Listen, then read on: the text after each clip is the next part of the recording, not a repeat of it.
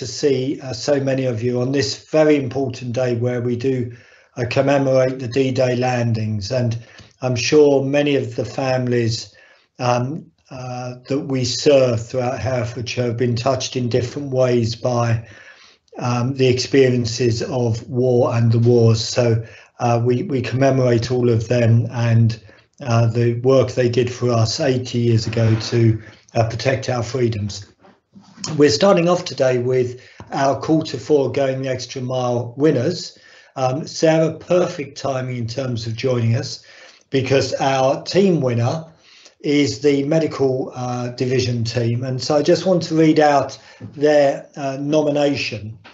And it was written obviously after a particular day. So it said, yesterday the medical division colleagues managed an extremely challenging position. I, the person who nominated, was level 3 on call yesterday and was extremely impressed with the way the team managed all the challenges that were presented. Laura Morris was not fazed by the constant barrage of requests and expectations of the day and was largely the only site manager on duty. Her work impacted hugely on the overall bed position. Hi, Leah. Becky recognised the risk of having one site manager overnight and so worked half the morning and returned home to bed to come back and do the night shift. Other site managers came in early and took on extra hours to fill gaps. Katie Richards should have finished shift at 3 p.m. but stayed till 6 p.m. to support Laura. Lou Weaver and ED staff were under constant pressure but showed a caring and supportive attitude throughout a difficult day. Sarah Hollyhead was always at the end of the phone for advice and action to solve problems. Donna Robinson and Leah Savage spent most of the day walking the wards, moving patients and supporting staff. That's a lovely nomination, and the whole board are really conscious of the day in, day out, phenomenal efforts all of our teams do to cope with the extraordinary increases in demand we have. So I'm delighted that you've won this award, but also enormous thanks for everything you do day in, day out for all of the citizens we serve. So big round of applause to the medical division team. Thank you. Thank you. Thank you very much. Thank you. And then our employee of the quarter is Ganji. So Ganji, lovely to see you. And the nominator wrote, Ganji has driven and organised every aspect of our BPS course, which we're running in Hereford this week, obviously in the past. Ganji has been presented with problem after problem and has sorted each and every one of them. Ganji has been unbelievably accommodating with the bombardment of questions, queries and issues presented with setting up this course. Ganji has taken on this mammoth task in a very short space of time and has never faltered on his kindness and impeccable manners, understanding of the subject, organisational skills and approachability. There are also comments about Dr. Ganji on Your Hereford on Facebook, praising him and his work. Ganji, we often talk as a board and across the foundation group about civility saves lives and staying cool under pressure. You're an absolutely great example of that. So really delighted that you've won the Going the Extra Mile individual award winner for Q4. Thank you. Thank you for the privilege, and I'm very humbled by the award, but it's very much was a very team effort, and thank you so much for the opportunity to join you today. No, great, and you're very welcome to stay with us, but equally if you've got more pressing things to do, we'll understand totally. So we'll get on to the main body of the board then, and we've had a busy morning already. We've talked about health inequalities, we've talked about our long-term financial plan, we've talked about some of the great things we're doing in terms of workforce planning as well. So a really quite broad portfolio of things we've discussed this morning, and our real need to drive this year on workforce productivity in particular. So an awful lot of work going on that members of the public should be assured the board are doing everything, and our leadership teams are doing everything in our power to make sure that the delays we know you do suffer on occasion, and we apologise for those, are minimised as we cope with the very significant demands that are placed on us at the front door and on an ongoing basis. So we have no apologies for absence, I believe. Any new declarations of interest? Please raise a digital hand. Okay, I can't see any digital hands raised, so I will take that as a no. The minutes of the meeting held on the 4th of April. If you're unhappy with the accuracy of any of those minutes, could you please raise a digital hand for me, please?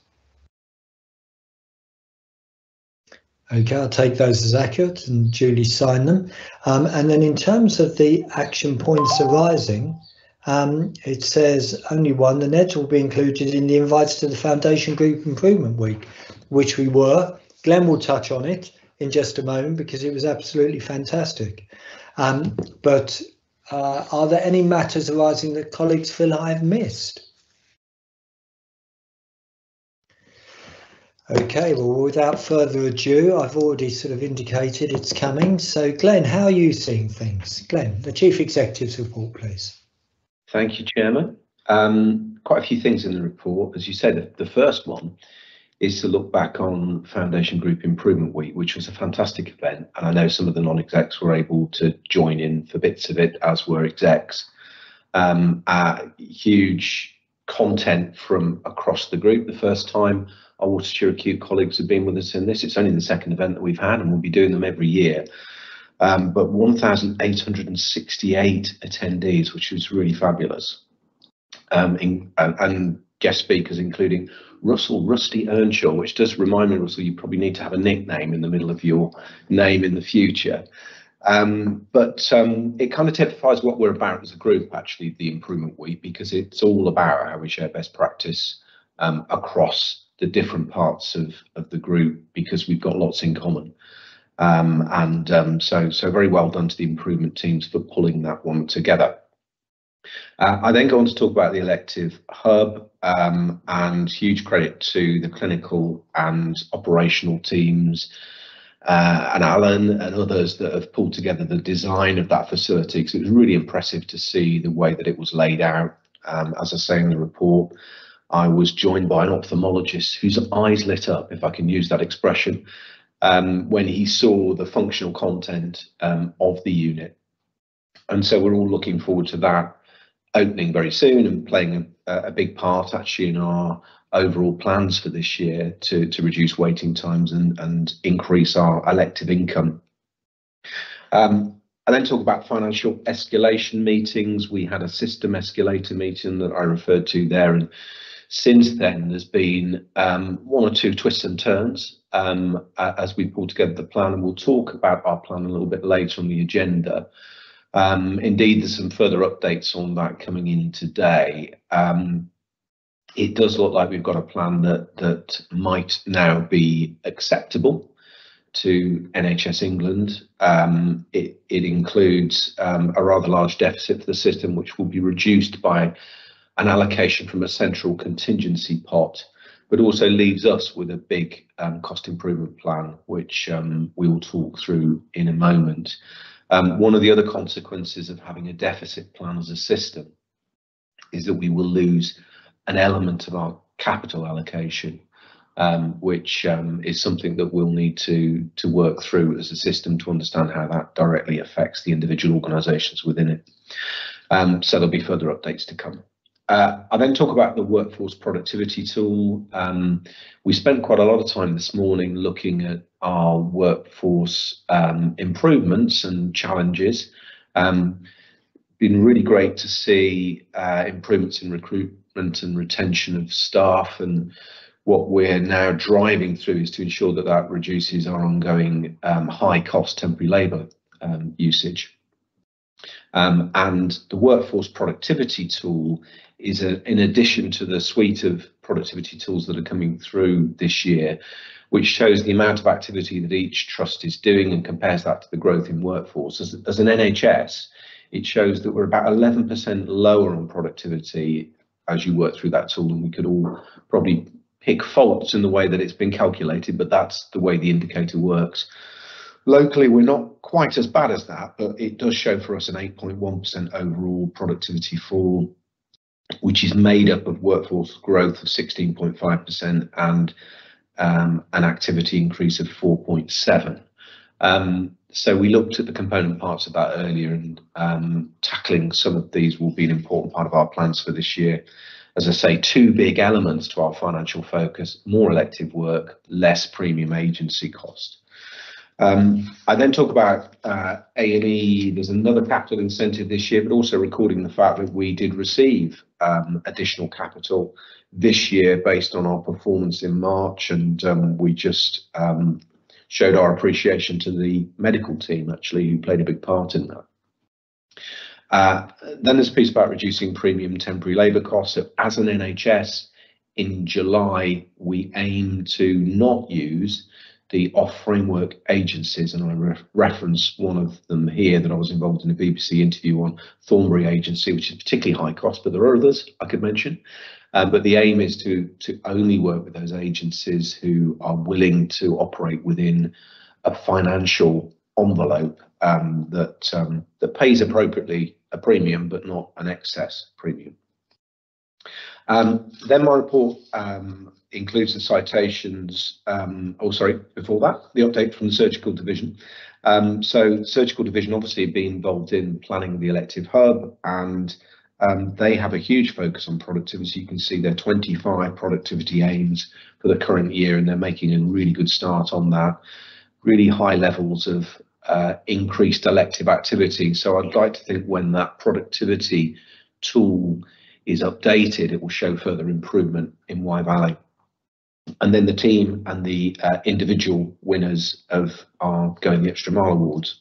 So happy to take any questions, Chairman. Thank you, Glenn. And as you sort of touched on slightly, we are in a pre-election period, so we have to be cognizant of not at this stage signing off any sort of long-term strategy plans which might be prejudicial in any way. Questions and perspectives to Glenn. Nicola? Hi, Glenn. Just wanted to pick up on the improvement week and say I was so impressed with just the openness and passion to do more and personally develop from the people on the calls. I thought that it really obviously hit the mark with the people on it. I really like the goodie bag that's been introduced, and I think there were so many people who probably couldn't make it. That's actually going to be a really key tool for people to use in their teams individually, but to have the time and space to do it. And I just wondered how we following that up, and it's probably one for Jeffrey and for Jeffrey to pick up, but it's, do we know how many people then dip into the goodie bag and use it? Because it would be really lovely to have those follow-up stories over time in terms of how we continue that journey, and it just wasn't 1 week if you could go and see Rusty Russell. Glenn? I mean, maybe if I come back up, just for members of the public listening to this, every expense was spared on the goodie bag before you get carried away with that, because it's a digital goodie bag of all of the videos of all of the content included over the course of the week, and I agree that's a really good way of sharing that with everyone. So I'm part of the function of our improvement board, which sits as part of our trust management board, is to oversee firstly the training and capability around improvement, but also how we're using improvement to tackle our corporate objectives, but also some of the ground up opportunities. So that's something we will track through the improvement board, and we will make sure that the board is cited on that periodically on how we're taking that one forward. I'll check to see whether there's actually a direct way of checking who's looked at what. But yeah, it's been very well received from everyone so far. So thank you for your feedback. Yeah, and it was a great week, Nicola. Like you, I sort of dropped in and out. Any other questions to Glenn? Okay, well, Jane, it's been an extremely busy start to the new financial year, but some challenges, but some good news as well. Over to you, Jane, for the introduction to the Integrated Performance Report, please. Yes, thank you. And I, just on that last point though, I was on leave, so I'm really pleased I've got the goodie bag to dip in and look at some of the videos of the things that happened during the week. We do have a way, so we can check how many people have seen it on YouTube and that sort of thing. So I mean, that, you know, we do have a way of monitoring that. But then the other thing is we started this week was our group-wide development program for operational managers. And so that's around some skills and techniques and some masterclasses, but also putting those managers in contact with each other so that they form action learning sets, and they can use some of that material between them. So there's quite a lot going on in that professional development space as well. So the things I wanted to talk about, I think I wanted to start off with, there's no doubt that the highest risk that we've got in the organisation, we've got our risk register on later, is the amount of overcapacity that we are still running at, which, you know, given we are now in June, the data in the performance report is April, we're still at those sort of levels. So today, as we sit here, we've got around 40 patients. So we had 15 patients in A&E this morning waiting for a bed, and we had about 25 patients on the wards as boarding patients, so extra patients over and above the normal bed base. That's clearly a risk to the experience of patients. It's a risk to the experience of our staff, and it's a financial risk to us as well. So really what that means is, whilst and Glenn touched on it, the absolutely fantastic progress we've made in reducing our vacancies. A lot of that driven by reducing our turnover, so more staff just staying with us. We're not seeing all of the benefit yet of that in reduced agency, because those additional patients need additional staff. I mean, we did last year's outturn on nurse agents, I think it was about 3 million less than the year before, and we're looking to see that even less this year, but that certainly gets in the way.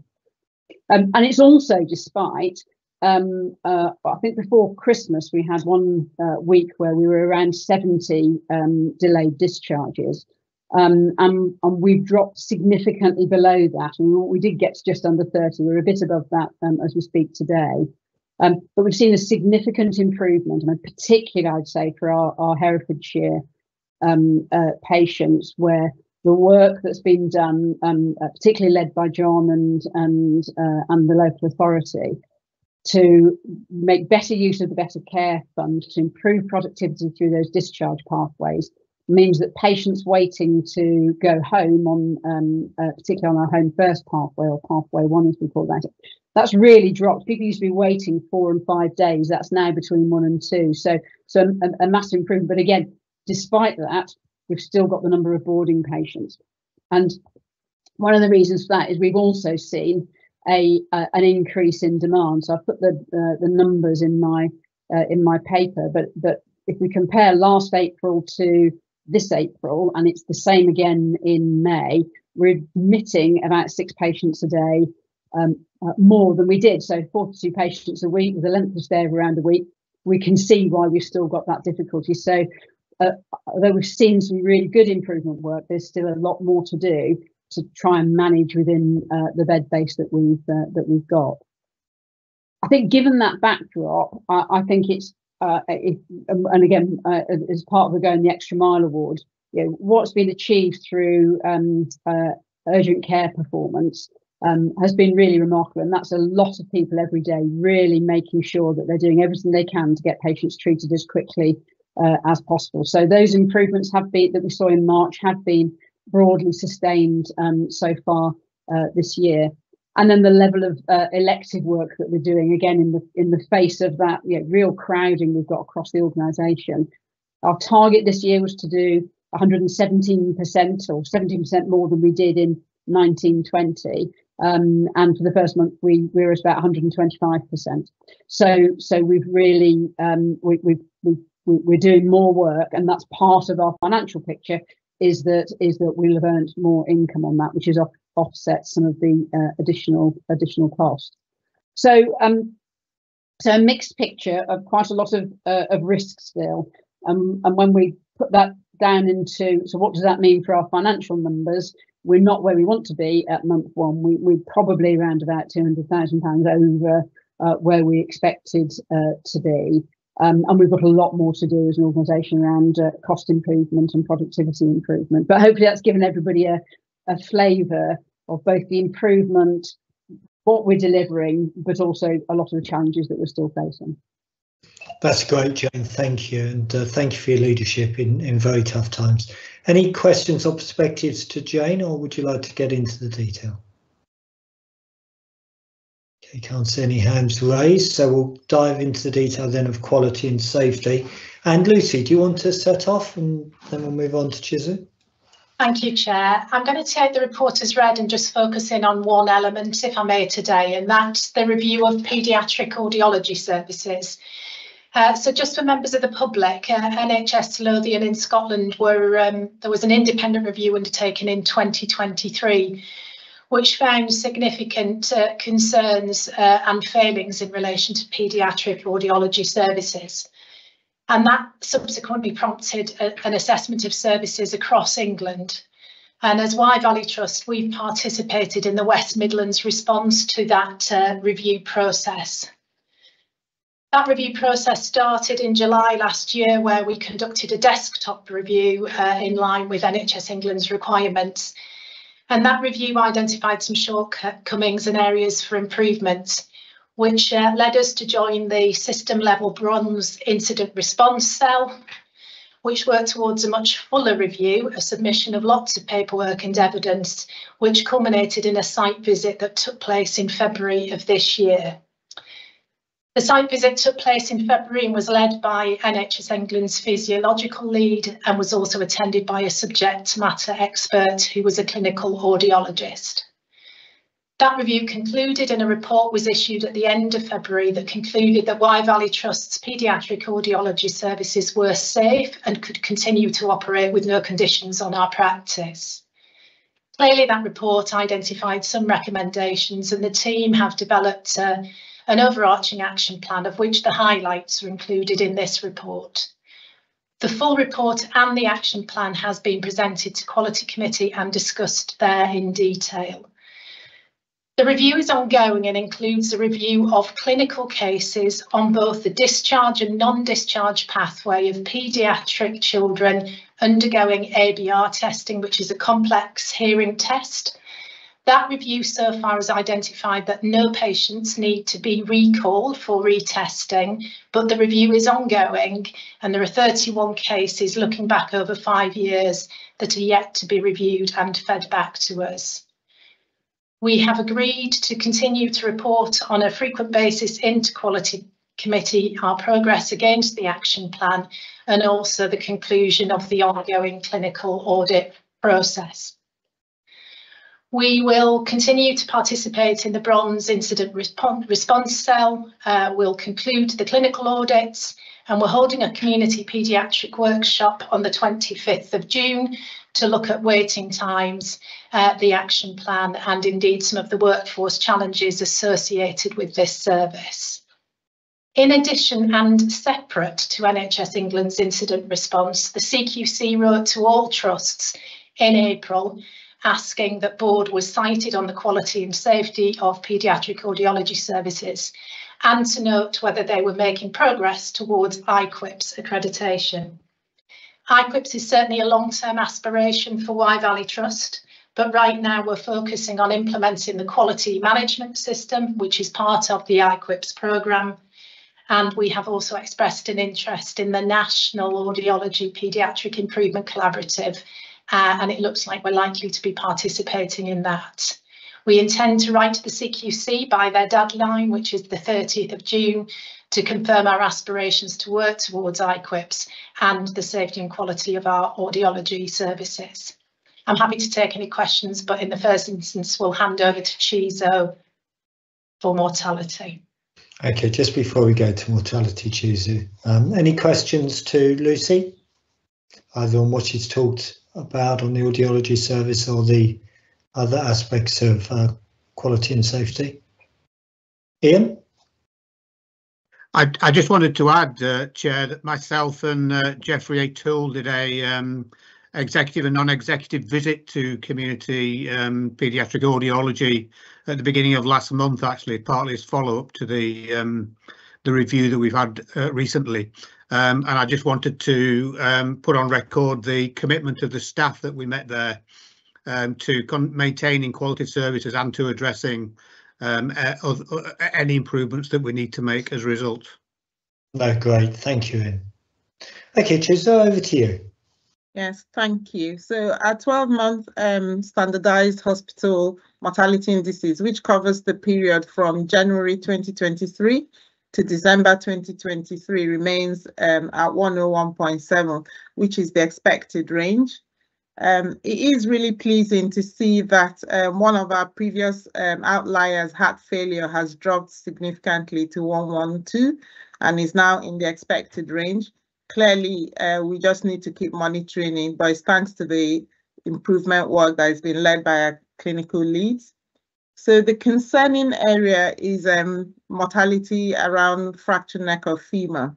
And we have had a deep dive into it to look into areas that we can improve on. And there are two main areas that we've identified, and we will be undertaking improvement work in this area. One is reducing the number of hours patients spend in ED, aiming for less than 4 hours to get them onto their definitive bed base. And the other is to increase the percentage of patients that get to theatre less than 36 hours. So we will be taking on improvement work, and it's something that we will be tracking. So we will keep you updated on that. When we look at the extended perinatal mortality, that continues to look very good at 2.35, well below the target nationally. All our mortality leads have now been trained on structured judgment reviews and the new Learning for Death policy. And we've had the first Learning for Death committee, which is where we had the presentation on the deep dive on fractured neck of femur. So that gives just an example of the sorts of things that we cover in the committee. I'm happy to take questions. That's great, thank you, Chizzo. Any questions to Chizzo on the mortality stats and some of the challenges? Okay, keep us briefed, please. Oh, sorry, Jane. Not a question, but just the data hasn't come through yet, but from what we know, we will be below 100 for the first time, which is fantastic from where we were a few years ago. Yeah. It's absolutely fantastic to see the improvement. No, well done, everyone. Okay, we'll move on then to the activity report, and for those of you who are looking at the digital papers, Andy looking with his new photograph particularly handsome. But Andy, how are the numbers going? Thank you, Russell. That was an unexpected comment. Challenging during the first beginning of the year, but some real successes as well. Just building on what Jane was saying around our activity there, some real momentum in April in delivering our activity plan. We delivered our plan, but not only that. Against April last year, we delivered 1,300 more new appointments and 800 plus more elective procedures than April last year, and overall 300 more elective procedures in April 19, so pre-pandemic. So a real improvement against a really difficult backdrop. Our productivity programme board continues to see some real improvements on some of the productivity schemes that Glenn already mentioned, particularly in surgery. Real improvements in terms of the pre-operative pre-op assessment productivity gains in terms of reducing the length of time of their clinic slots and seeing more patients, and that continues to improve as we head into May, and they've got really strong plans in terms of heading into June before our elective surgical hub opens, and also some really strong improvements on our future scheduling and visibility of our 642 scheduling process to ensure we've got the right patients in the right slots at the right time. Diagnostics activity, although it remains really strong in terms of activity numbers, are long waiting patients, and two particular areas are an area of concern. Luce has already mentioned audiology. We've got some particular concerns around audiology, both in terms of workforce and physical room capacity.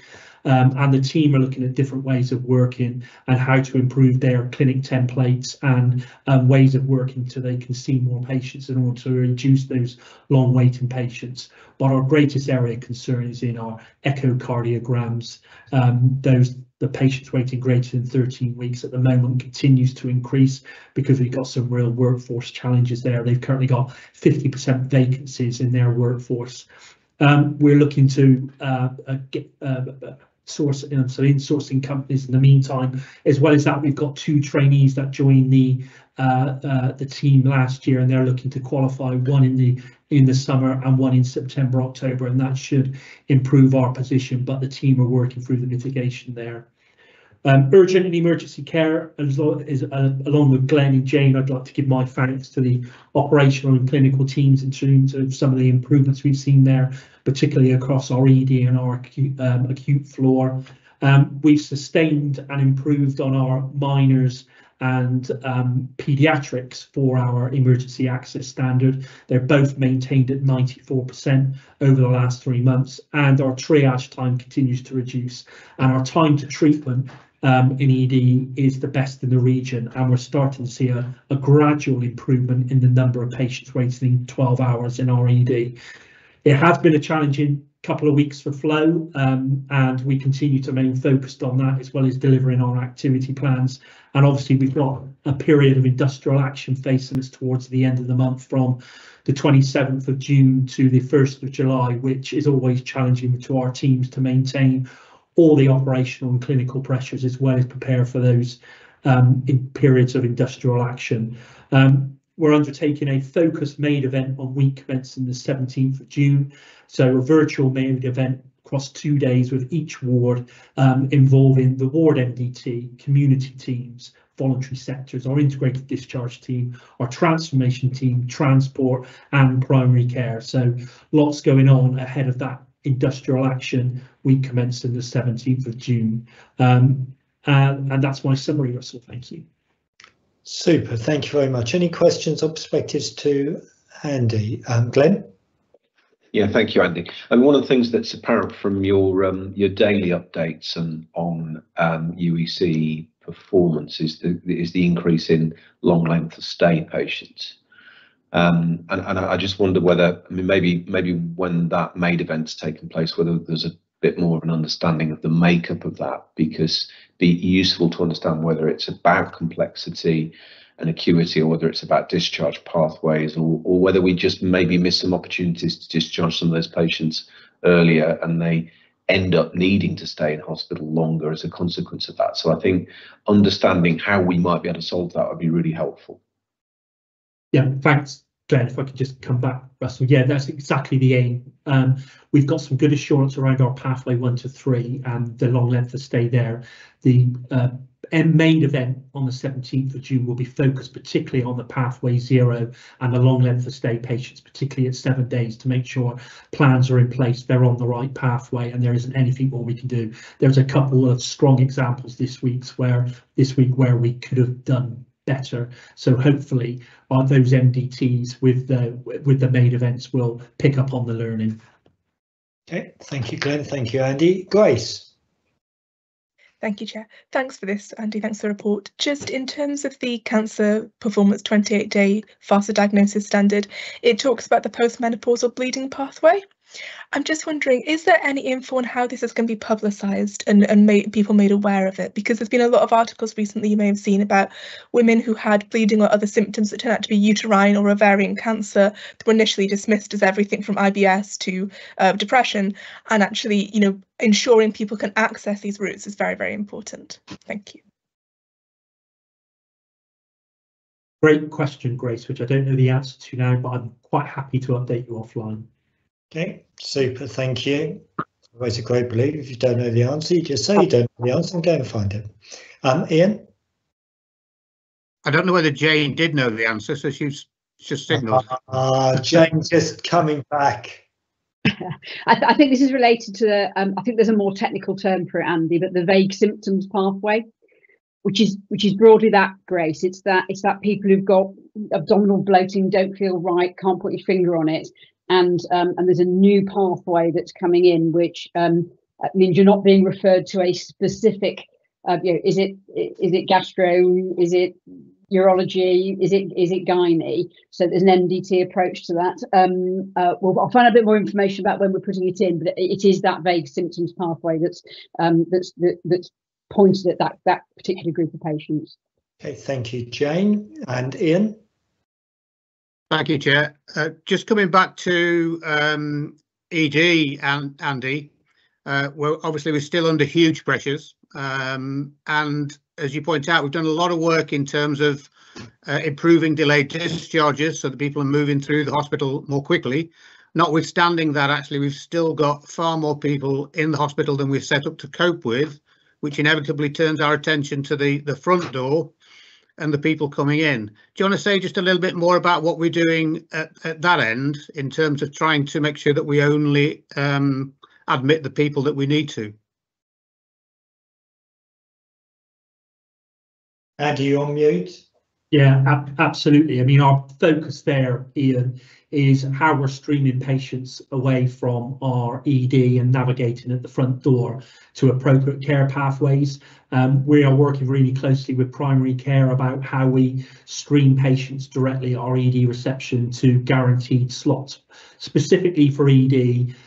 Particularly out of hours at weekends, in evenings and overnight, and we're working really closely with Taurus around improving those numbers. We've started to see a shift in some of those numbers over the weekend. You know, it was really single figures, and we're starting to see those numbers go up. So working really closely with Taurus, it really is how we're maximising our same-day emergency care pathways. We've already seen a significant increase in that over the last few months.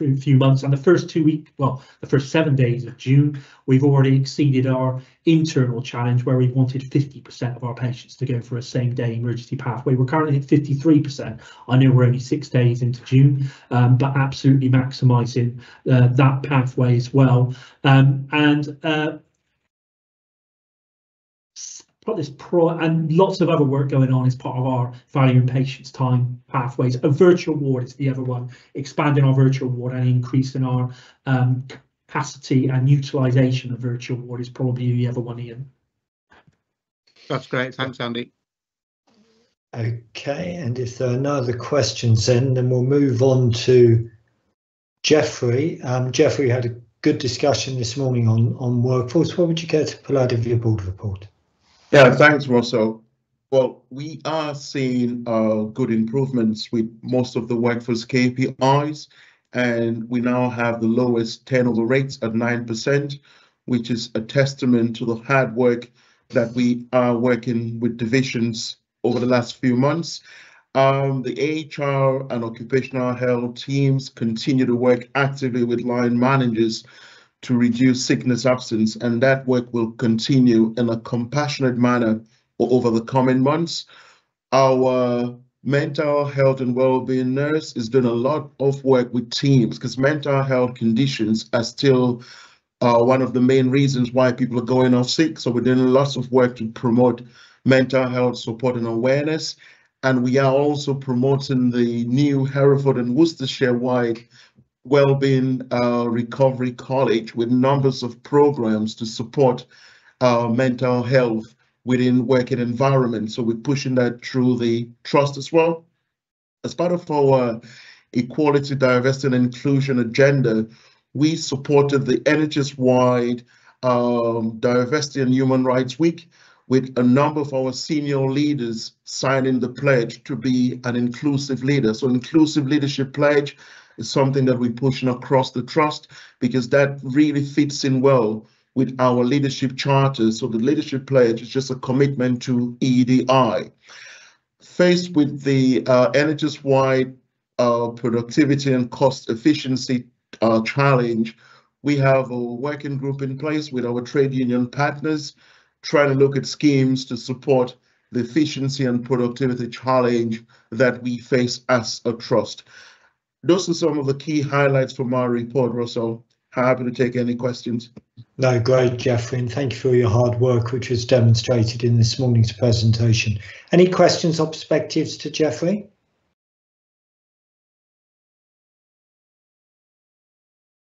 Okay, thank you. Lots of good things being put into the chat box. That's appreciated. So, Katie, we're only really 1 month in and it's early days. And as Glenn has indicated in his report, the numbers are still sort of moving around a bit. But how are you feeling on the numbers? Thank you, Russell. So the IPR here on the finance section refers to the financial plan, but there is a separate paper later on the agenda setting out assumptions and risks. So we'll pick up the plan items there. And in terms of the year-to-date performance, as you said, this only covers April, so the first month of the financial year, and not unique to Wye Valley, but recognising the impact of annual accounts workload and the timing of finalising the plans. And we are only reporting the pay expenditure position for month 1. Our pay spend was £500,000 more than we'd planned to spend in April, and that's largely driven by our continued reliance on our temporary workforce and slower than planned cost savings. Just in terms of context, agency spend represented around about 5.5% of our total pay bill in April, and we're targeting bringing that down to beneath the 3.2% expectation nationally over the course of the year. So some way still to go, and hence it's a key part of our improvement approach on the finances. And we've already touched on through Andy's update that we've maintained strong elective performance this month, which will translate in terms of strong elective income performance, and will then partly mitigate that higher than expected costs on both pay and non-pay once we review month 2. In terms of the other item that I just wanted to pull out today would be cash. We talk about cash every time, and of course with the deficit plan it continues to be a key risk for us, and really important that we manage it closely. And we will require cash support again in 24-25 linked to our deficit position, and if as usual we could just minute through the minutes today that board are happy to endorse the submission of our Q2 revenue support requests based on cash flow requirements. That would be appreciated. Thanks. Thank you, Katie. So any questions to Katie? So Katie, I think the big takeouts for this year after Francis. Francis? Less of a question, more of a comment really. We, for staff as well as patients, we absolutely appreciate the conflicting pressure of more and more people presenting, needing our care and support and needing to drive down the money. And so we're absolutely committed to setting budgets that are challenging but achievable. We need people to own this. I know it seems like really big numbers, but it's just domestic finance, and you need to be clear how much money you've got and try and live within those means. So really trying to make it straightforward for people to understand, and real clarity on what we're expecting and the autonomy and authority that people have got to spend within limits. And we've lived in a slightly unreal time during the pandemic, but we really do need to get the finances back under control. No, well said, Francis. And I think, which was what I was going to segue into, the way for us to do that is to drive, particularly the new elective hub, very hard, drive that elective recovery, get the income in, and to minimise the use of expensive temporary labour. If we do those two things, we'll be able to control the finances for the year. If there are no other comments to Katie, we'll move on with thanks on to some items for approval. The first is the Quality Committee work plan and terms of reference. We'll obviously take this as read, Lucy, but is there anything you want to particularly draw our attention to? No, thank you, Chair. They're just here as part of our annual review and have been updated to include this year's quality and safety priorities. Thank you. Any questions to Lucy on those? If you're not happy to approve, please raise a digital hand. Duly approved. Now, I know Rachel's worked very hard on producing our quality accounts for 23-24. Lucy, anything you'd particularly want to emphasise on this really wonderful sort of description of everything that's been going on? I would endorse that Rachel has worked really hard. The account was presented to Quality Committee last month and recommended for approval at board today. And just apologies, we need to bring them in advance of the annual accounts and the annual report just because of the publication date, which is the 30th of June. They are subject to the statement of assurance from the ICB, which we received yesterday, and I can confirm does not raise any material or substantial concerns or challenges in terms of the content of the account. No, great. Thank you, Lucy, and please pass our thanks to Rachel. Any questions on the quality accounts? I think the visualization, the sort of diagrams we're using, the sort of visual descriptors, I think are really helpful now, Lucy, so I think that's wonderful. And we'll move on then to the operational planning, financial plan for this year. The numbers are still moving around, Katie, so we need to sort of agree this, recognising the fact that we've got these issues. Sorry, just to make sure it's minuted. So if you're not happy to approve the quality accounts, could you please raise a digital hand? Duly approved, thank you. Then the operational plan and the financial plan. Katie? Yeah, thank you, Russell. So I'll take the paper as read, but I will just pull out a few key messages on the way through, if that's okay. So, of course, over the course of the planning cycle, we've kept board updated on the development of the plan and the assumptions within it. So the paper sets out what we're calling our final draft financial plan and our devolved divisional budgets for 24-25. And we knew at the point of writing this that the plan wasn't accepted nationally and that further work was ongoing, and we would have expected a further resubmission, which is now confirmed to be the case next week. In terms of some of the key sections of the paper and what we're taking colleagues through, so it sets out activity and operational performance assumptions. So as we've said, we're planning to deliver well above our 1920 elective activity levels, and indeed have seen that delivered through April. And the activity plan is based on achievement of high productivity levels through our core capacity, so that we really only rely on additional capacity where it offers value for money and allows us to secure more elective recovery income funding. On the workforce side, our workforce remains largely flat, apart from some known growth areas, so the elective surgical hub and starting our recruitment for the community diagnostic centre. And as we've touched on already, targeting significantly reduced reliance on temporary workforce at premium cost. Both of those then triangulate into the financial plan in terms of income and expenditure. So the report sets out a planned deficit of £34.4 million. That's what we submitted through the national process on the 2nd of May. It requires delivery of around £20 million of efficiency and productivity improvement to achieve that deficit plan. As we've alluded to earlier, the system continued to engage with the national team in light of the fact that the overall deficit plan at the 2nd of May wasn't acceptable.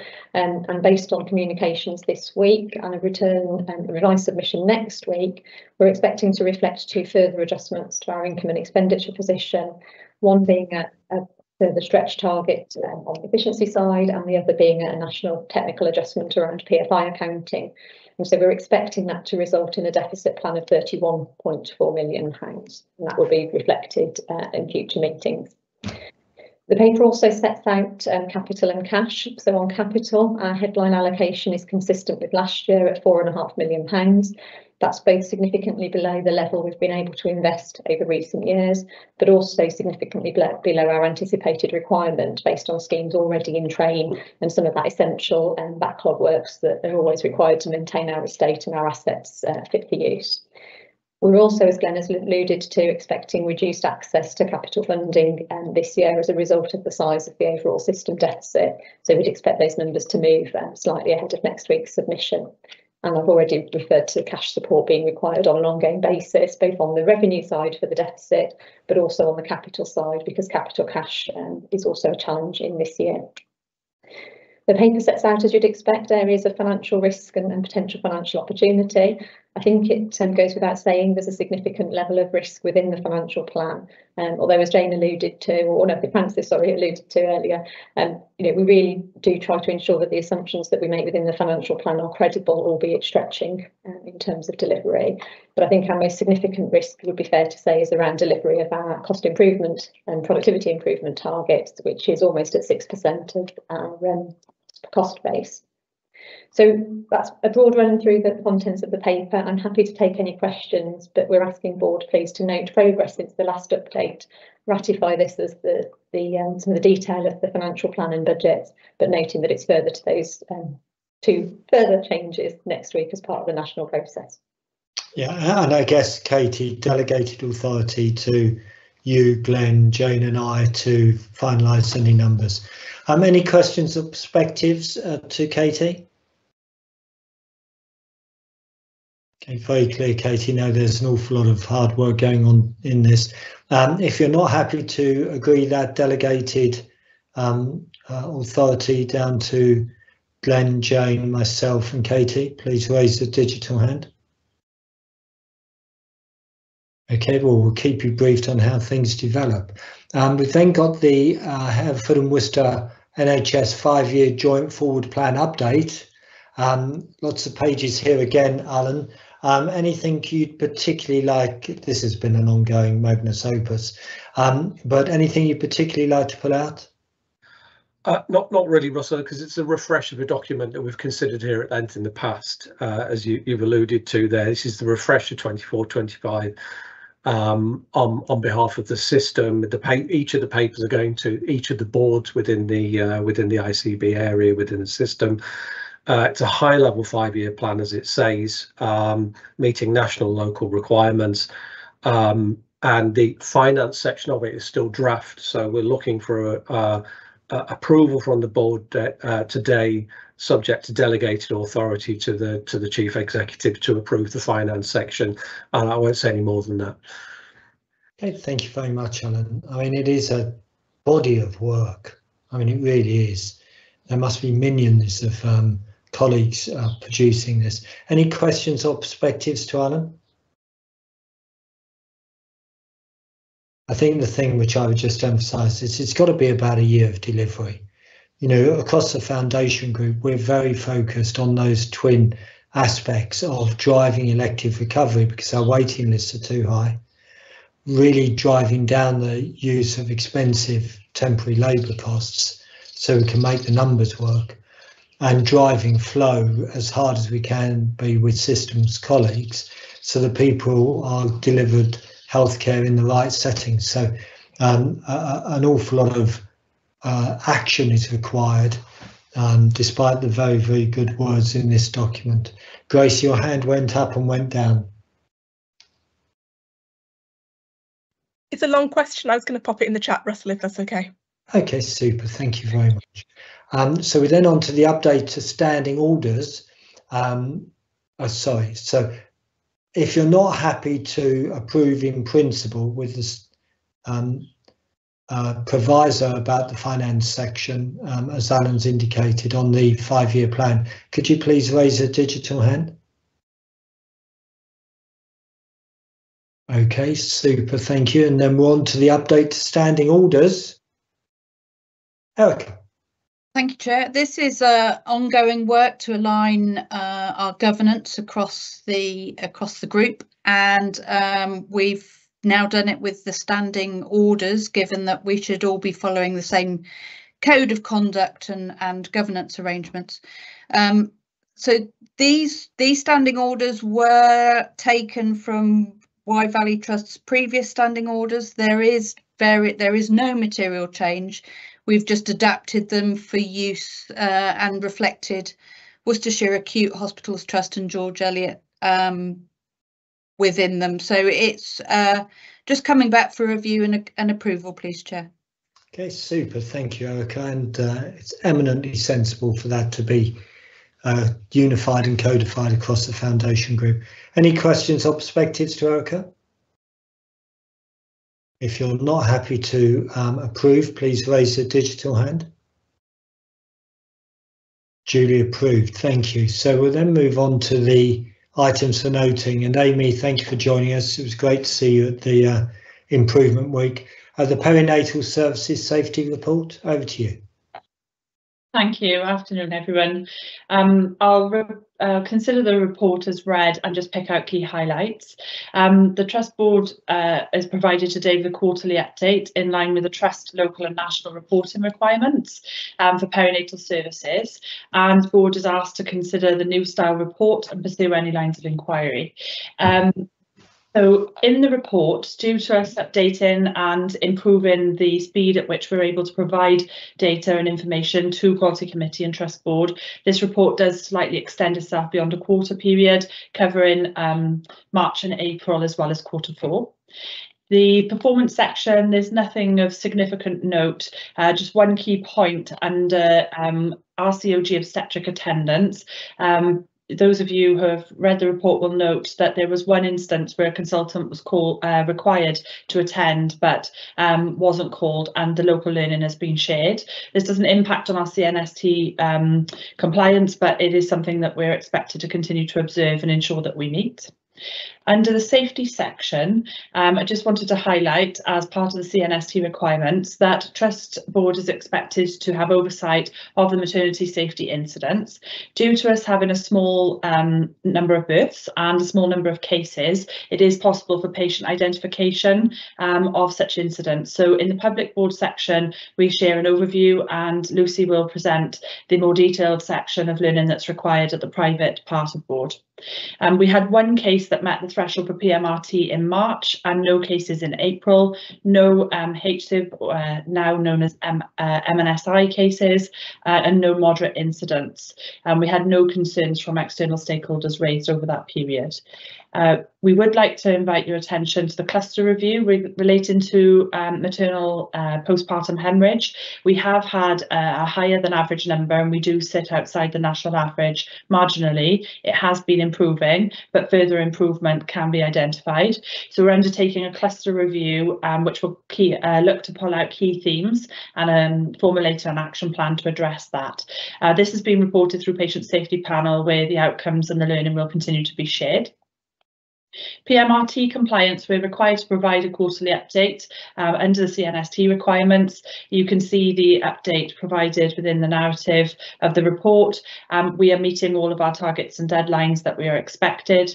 And just for clarity, under the grading of care, it means that there's been no issues identified and no harm caused. And where it says outstanding, that's not relating to outstanding quality of care, although we hope that that's what we find. Outstanding means that we're yet to grade them. The cases that have been shared in this report are joint at the moment with Powys, and so we are reliant on joint processes and trying to work to timescales for those. We have undertaken a PMRT thematic review, and you'll see some summary actions that we're undertaking, which include the joint work with Powys. And with our patient experience, we're really pleased that we retain our status where we're having low numbers of complaints coming through. Although we did have one concern in March and one complaint in April. But overall, our friends and family test feedback is proving rather positive. We're having a varied response rate, but overall is around 20%, which is slightly higher, I think, than the national average, so we're pleased with that. You will see the CQC survey results, and in the next report, the board will be presented, will receive an action plan for how we will manage some of those improvements. But just key highlight really from the CQC survey results is that we scored in the top 5 trusts regionally in each of the 8 subcategories, which we're really proud of for this year's report. There's been quite a bit of work with the MMVP, and you'll be able to see some of the celebrations and the considerations that have been presented from the 15 steps walk around. We continue to have the presence and visibility of our safety champions who visit our unit and undertake safety walkarounds on a regular basis, which is also included in the report. For this quarterly report, and if everybody is happy with the style, we'd like to continue with the triangulation section, which pulls out immediate actions, short-term actions, and our longer-term actions. This is pulling together all of the information and intelligence that we have to inform something more structured. And if there are any questions, obviously, I'm happy to answer those at the end. We are required also to update on workforce, and this is a new style of information which, if there are any concerns, I'm happy to address. Overall, there aren't any concerns from my perspective. We continue to be in a stable position and an improving position with workforce. Midwifery workforce has seen a slight increase in turnover of late, but we are recruiting back into those posts, so we will be retaining our fully staffed complement. And all of the mitigations that are needed in peaks of acuity are taken, and they are included and detailed in the report. The obstetric workforce, the situation is improving and set to improve further with a consultant, obstetric consultant group, as we've recruited some sort of short-term and long-term locums, with actually some substantive recruitments as well, with those post holders due to take up post in coming months.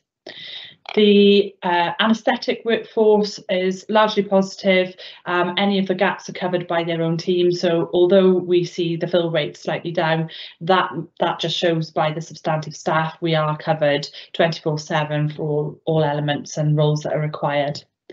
You'll see the MDT ward rounds. This is an improving picture, although further work to do. And what we're actually doing on this piece of work is capturing the reasons why people aren't there. So sometimes someone who's required to be at a ward round may not be there if they're already in theatre undertaking a procedure, for example, and the ward round would still need to go ahead and they'd be caught up to speed later. So we just need to capture more detailed information with regard to that. There's some detail around the neonatal workforce with no escalations, and you'll see our training and our compliance data within the report, and a section relating to the Safety Champions findings at the end. Just to clarify that this report has already been to Quality Committee and there weren't any escalations to board required. Thank you. Perfect, very comprehensive. Any questions or perspectives to Amy? Jane? Just one, Amy, it's great, and it's really, really reassuring, and so thank you for everything you and your team do. The one area, it's fantastic, you're in top 5 in terms of the CQC maternity survey, but those top 2 things when we're in the bottom 5 for questions are about access for partners or others to stay. Is that an environmental issue, or is it a cultural issue, and what are we doing? Thanks, Jane. Good question, and it's made me look at how it's been presented. So we scored in the top 5 for every category. The bottom 5 scores that's reported in the report, they're personal to us, so they're our lowest 5 score areas. They're not necessarily related to the regional scores. So the black line on the chart, for those of you that have it open, is where the national trust average is, and we are below the trust averages across England for that section. There are some environmental factors that make it really challenging for partners to stay. We're not a brand new build hospital with individual cubicles. There is limited toilet facilities, limited space around the bed cubicles for partners to be able to stay comfortably. That said, where there are exceptions or there are personal requests, we do facilitate it where we can.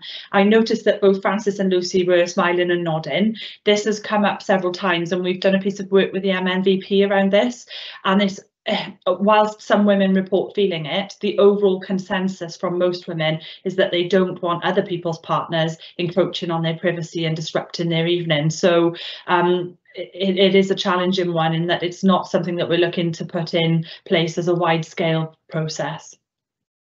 Do you know, back in the day, partners weren't able to go in for 10 days after a baby was born. You were kept in apparently for 2 weeks, and the partner couldn't go in apart from once for 10 days, which is quite extraordinary how things have changed. Just 2 quick things for me. First of all, thanks to Sharon, because I know she's helping to share the load with Francis as on the Net Safety Champion role. The second is just to make sure I've understood the PQSM dashboard correctly. Is that telling me that over 50% of mums who have their babies with us have a C-section? I'm just catching up a second. So yeah, so vaginal deliveries shows that that's 42% in March and 36% in April. Von 2s and forceps shows 11 and 14. So once you do the maths, there's between 40 and 50% of women would be having a section. What I should say is that we don't include that as a percentage alone. And the reason is that many years ago, there was a drive on reducing caesarean section rates. And actually, Shrewsbury and Telford had 13%, hailed as one of the best, but yet there's been significant learning to come from their public inquiry. So we don't target it on that. What we do is individual case reviews and look at, was it appropriate? Was it appropriately indicated? And we try to take learning then from those individual case reviews. I get all of that, Amy. I guess my issue is focusing particularly on elective C-sections rather than emergency C-sections. You know, our absolute priority is to make sure babies are delivered safely, but it would be great if we could understand the elective out of that roughly 50%. How much of that is elective just in the future would be good, because it does worry me. I think the evidence is increasing that in terms of baby health and baby gut flora and long-term conditions about gut flora implications for a healthy start for babies, that unless a C-section is done for safety reasons, it does have, it's not without consequence for babies. Far be it from me as a man to say that, because obviously I would be the first to have a C-section if I was having a baby. So if we can just sort of unpeel that a little bit, it would be great. Do you mind if I respond briefly, Russell? Oh, Amy, thank you. Just because it possibly doesn't make sense on the dashboard, actually, for those seeing it for the first time or looking at the detail. The categories underneath on the C-section deliveries where it says RG1, RG2, RG5, those are the Robson groups. RG1, 2 and 5, there's 10 groups, but they're the key ones that are the main lines of inquiry in NHS England. Robson Group 5, having had a caesarean section with at least one previous birth, counts mostly for your electives, and you'll see that we're at about 80 to 90%. This means that around 80 to 90% of our women who've had a previous section opt for a section the second time, and there have been months where we've been at 100%. And I do believe that there is more informed decision making and more counselling that can be provided. You're preaching to the converted here in terms of the facts and evidence. What we're not so good at, I think, sometimes is just being able to make sure we've got that well documented and some of those decisions are really thought out. NICE guidance actually gave out some new guidance a few years back that said everyone can choose their mode of birth, and that changed the landscape quite significantly across the UK, really. But our consultant midwife vacancy is back out to recruitment, and we're hoping that she will make a difference once recruited. No, that's great, Amy. We've got the same challenge in other bits of the foundation group. It's just not why. But I just want to make sure that expectant mums do realise that an elective C-section, the consequences on baby health is something I don't think we talk enough about. But the evidence on gut flora is increasing over time. Okay, thank you, Amy. Keep up the great work. And again, thank you, Sharon. We'll move on then to the patient experience quarterly report. Lucy, anything you want to put out of this? No, I'll just keep it really brief. So still getting good response rates to family and friends texts, and a good overall positive response rate. No new national surveys published since the last quarter. We are concerned about the rising number of complaints and concerns, and particularly when we benchmark ourselves across the rest of the group, and that does need to be an area of focus for us. Positively, however, less complaints are coming back for a second time, so we're resolving them with our first response, which is good. We've still got lots of work to do in relation to the timeliness of our responses, but we have made some progress with that backlog of complaints that we referred to last time. As the report says, we're setting up a working group to implement the new Public Health Service Ombudsman Model Service Guidance. And I'm really pleased that the Patient Experience Committee are now focusing on patient engagement and supporting, service users and our volunteers to support us with Place, Light and 15 steps. happy to take any questions, Chair. No, thank you, Lucy. Any questions or perspectives to Lucy? Lucy, it would just be great. One of the things we're doing in other places, and we've done in the past, is just to make sure we've got in our cycle for the board workshop, Health Watch coming to brief us on how they're seeing and getting feedback on the whole health system rather than just our bit of it. So if I can leave that with you, that would be super. Thank you. We'll move on then to the policy panel update. Erica, anything you want to pull out here? Not really, Chair. Take the report as read. We're experiencing a bit of a surge at the moment with the number of policies coming up to expiry, but the team are well on top of it. And when we do the policy updates, Erica, do we make sure we're learning from other bits of the foundation group so we're not trying to reinvent the wheel? We do, Chair. There's a policy panel chaired by Jane, of which Lucy and I regularly attend, and that's one of the challenges, along with making sure that we've got the EIA, the quality impact assessments and quality impact assessments, but also sharing best practice where it is available. Okay, super. Any other questions to Erica? Duly noted, Erica, thank you. And then we're on to the Board Assurance Framework and Divisional Very High Risk Report. I apologise, Sharon, did you want to come in before I moved on? I've just got a quick question for Erica, Chair. Erica, I appreciate that we've got a number of policies that are all sort of coming together at once, but the number of policies that are out of date now has increased quite substantially. Have we got a plan to remediate that? We have. We've been looking at where possible. Some policy holders have come and asked for an extension because there is no material change, in which case we will approve that through the policy panel as well. And it's a matrix that's reviewed regularly, and we will hasten those people accordingly. Okay, thanks. Glenn? Just whilst we're on that subject, it's probably worth reviewing the life of the policies when we renew them as well. So whether we're cutting them short and up for review too often. Okay, so happy to move on to the BAF. Over to you, Erica. Thank you. So the BAF is the new BAF to reflect the objectives for 24-25. There are where appropriate, we've retained BAF risks from last year where they can be aligned to our new strategic objectives, and we've retained those. Where they aren't aligned to our strategic objectives, they're still risks, and we've put them within the risk register. There are a number of new BAF risks which the board are invited to consider, and you'll note that the BAF risks that have increased in score are the ones that apply to capital funds and the digital strategy, probably explained by the Katie's report earlier. Going forward, we're looking to provide a heat map for the BAF, which sets out where our risks are, and also to, rather than a direction of travel, provide you with a rolling risk score graph so you can see the improvements or changes within the BAF risks as we go forward.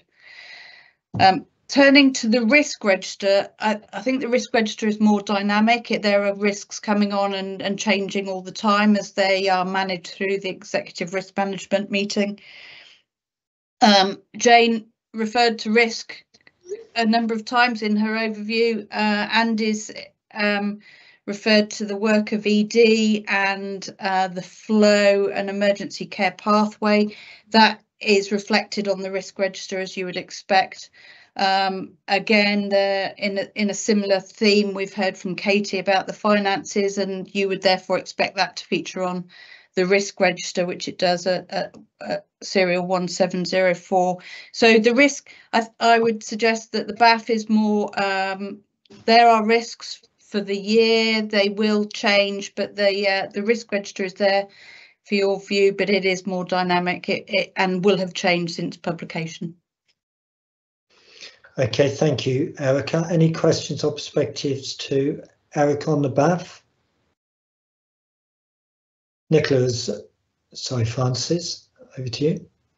Sorry, I was just wanted to pick up something on the risk register, actually, around the waiting times for lack of psychology support with CAMS and stuff, and just making sure that that is being picked up with our partnership across the system. So and how much our risk registers are dovetailing with other organisations and what anybody's doing about it.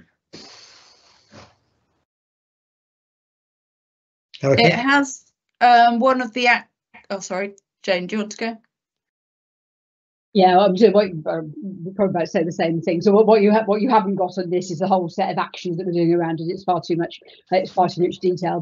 But you're right. It's the last action was around lodging this with the Children and Young People's Partnership across the ICB and locally, because sometimes the risk may be one that we're reporting, but actually the solution to it doesn't necessarily live in our hands. It's about a commissioned service. Okay, thank you.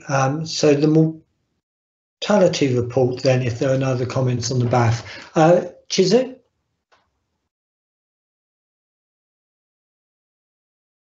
I think we covered it, Chair, as part of the integrated performance report. That's it. Thank you, Erica. That's what I was expecting Chizu to say. But Chizu, is there anything else you wanted to add? No, thank you. I think it's just come twice, but it's the same report. Okay, buy one, get one free. And so we'll move on then to the committee summary reports and minutes.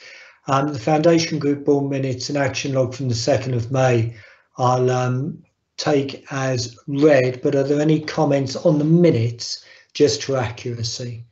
Could you please raise a digital hand if you had any issue with the minutes? Okay, so look forward to seeing you at the next board. And I would encourage members of the public to come along to those now 4 board meetings which occur quarterly. They are a different type of board, far more comparative analysis, but I think they are interesting for members of the public who do attend. The Integrated Care Executive Report, Francis? I'm happy to take it as read and take any questions if anybody has any. Any questions or perspectives to Francis? Francis, are we moving at the pace you would hope? Almost certainly the answer to that question is never. But being more pragmatic, significant progress, I think, in the last few months. I think Jane and John and I were equally frustrated by some of the lack of progress, but and some of the discussions we had earlier about the use of the Better Care Fund, which is a joint bank account between health and local authority, is beginning to make significant impact on our ability to get people home from hospital quickly and to avoid them being admitted in the first place. So I think that is the real fundamental shift that we can make, and you'll note there are some really powerful work going on around people who reside in care homes and how we can take care to them rather than needing to transport them, and working on that in a unified way. So significant progress, I think, in the last few months, but never at the pace that I wanted. Okay, thank you, Francis. That sort of work closer to people's homes is absolutely essential for the future. And so no other questions. I can see hands raised on the Integrated Care Executive Report. So we move to the Quality Committee report and minutes of February and March. Ian, anything you'd like to emphasise here? No, Chair. My summary reports are there together with the minutes, and happy to take any questions. Any questions or perspectives to Ian? Ian, just for members of the public, as chair of the Quality Committee, is there anything that's particularly worrying you? I think the major concern is probably, actually it relates to the discussions that we come back to again and again, which is the pressure on ED and therefore on the wards.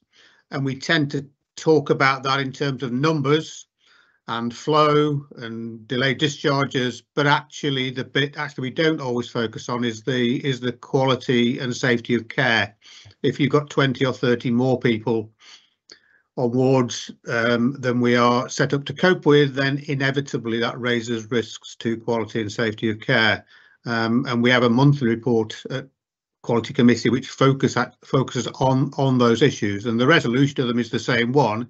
It is about actually trying to reduce the number of patients to the capacity that we can cope with, but we're also concerned that actually we should be mitigating the any risks that there are to quality and safety of care at the same time. So that would be my main concern. And I'm sure Jane and team would endorse that. And also it's worthwhile stating that in terms of infection prevention and control, borders create their own challenges, and so it's a multifaceted problem. Thank you, Ian. Any other questions to Ian? Any other business colleagues, please raise a digital hand. Now, even though he's not with us, the spirit of Chris lives on, and I think Chris has provided a couple of questions. Erica, would you mind reading them out, please? Question 1, long stay hospital patients. Nationally, it has recently been reported that hospital stays of more than 3 weeks have risen 15% above pre-COVID levels. What is the position in Wye Valley Trust hospitals, and how does it compare with pre-COVID levels? Chris, the thing I always love about your questions is they come with a very informed perspective. So thank you. Please do continue to ask your questions. Andy, are you going to answer that?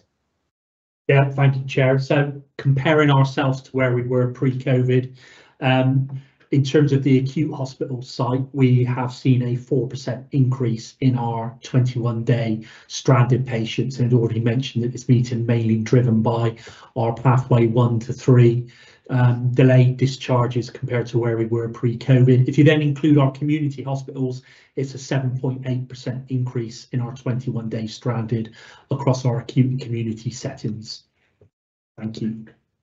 Thank you. But Chris is right to sort of point out the fact that it is a concern, long length of stay, and as Jane has indicated many times, there's a whole bundle of system work going on to try and reduce that. And Chris's second question, Erica? PALS visits. Before COVID, some PALS volunteers at Wye Valley Trust were used on a regular basis to interview patients in order to find out what they thought of Wye Valley Trust standards. Obviously, this work stopped during COVID. Is it now safe for this activity to restart? And if so, will the board initiate a restart programme? Yes, it does seem to me to be safe to restart, and yes, we will, won't we, Lucy? Yeah, it wasn't volunteers actually. It was the PALS service themselves that used to go around and undertake surveys with our patients. That team doesn't have the capacity to do that, but what we're doing through our patient engagement work is utilising volunteers to go out and do the 15 steps and to do the place light visits, which includes engaging with patients about their experience of our services. So that's the way that we're going to cover that moving forward, Chair and Chris. Okay, super. It'd be great if we can report back in due course when that's done, Lucy. Thank you, Chris. Please bring the questions forward. Have we had any other questions, Erica? None on YouTube, Chair, since we've been streaming. Okay, super. So we look forward to seeing you on the 4th of July. At 1 o'clock again for the next board meeting. In the meantime, everyone take care, and can I ask board colleagues to join me in the private board at 2:30, and we'll try and pick up some time. Thank you. See you at 2:30. Bye bye.